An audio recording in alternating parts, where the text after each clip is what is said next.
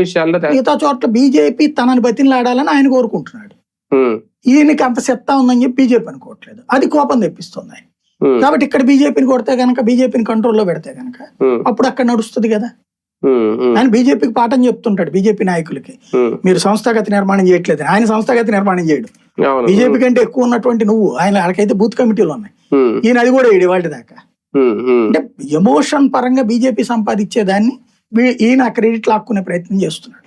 ఒక రాజ్యసభ సభ్యత్వం వచ్చిన తర్వాత అది లింగంనేనికి వచ్చిన ఈయన పార్టీకి ఆయన కాకపోయినా ఈ ఢిల్లీ మీటింగ్ పెట్టడం ఒక రకంగా ఆయన ఏమైనా ఇంట్రడక్షన్, దాని వల్ల ఏమైనా ఒక మార్పు అలా ఏమైనా అనుకోవచ్చా? అంత సీన్ ఏం లేదండి. ఇప్పుడు డైలీ కూడా ఒక వ్యతిరేకత పెరిగిపోతా ఉంటది. ఇంకోటి ఇప్పుడు తెలుగుదేశం వాళ్ళు ఊరువాడ విజయోత్సవాలని చేస్తున్నారు. నిన్న దాకా వైసీపీ వాళ్ళు ఫెయిల్యూర్ ఉత్సవాలని చేశారు. ఈయన ఏం చేయాలి ఇప్పుడు? విజయోత్సవం చేస్తే జనం నవ్వుతారు. ఫెయిల్యూర్ ఉత్సవం ఈయన చేయలేడు. అప్పుడు ఈ ఇష్యూలు డైవర్ట్ ఏం చేయాలా?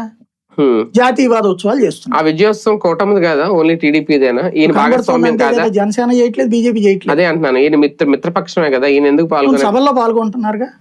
అవును, ఆ సభలో పాల్గొన్నారు. వీళ్ళు ఉత్సవాలు చేస్తే కనుక జనం అడుగుతారు, ఏదయ్యా పెన్షన్ ఏదయ్యా, 1500 ఏదయ్యా అని. ఆ గొడవ ఎందుకు నెత్తిని పెట్టుకోవడం? అంటే ఇంటింటికి వెళ్ళైతే వెళ్ళి ప్రచారం చేయాలి. వీళ్ళు అది తెలుగుదేశం ఉద్యమం. అది దీని మీద ఒక కీలక ప్రకటన వస్తుంది అనుకోవచ్చు ఇవాళ రేపట్లో. ఇట్లాంటిది అంటే మీరు పవన్ కళ్యాణ్ చెప్పిన దాన్ని సమగ్రంగా అర్థం చేసుకుని ఒక సరైనటువంటి వార్త రాసిన ఒక పేపర్ పేరు చెప్పండి. రేపు రాస్తారేమో చూద్దాం. సో మొత్తానికి ఢిల్లీలో మేము ఈ వీడియో చేసే సమయానికి అయితే మీటింగ్ కొనసాగుతోంది. కాస్తంత ఇన్ఫర్మేషన్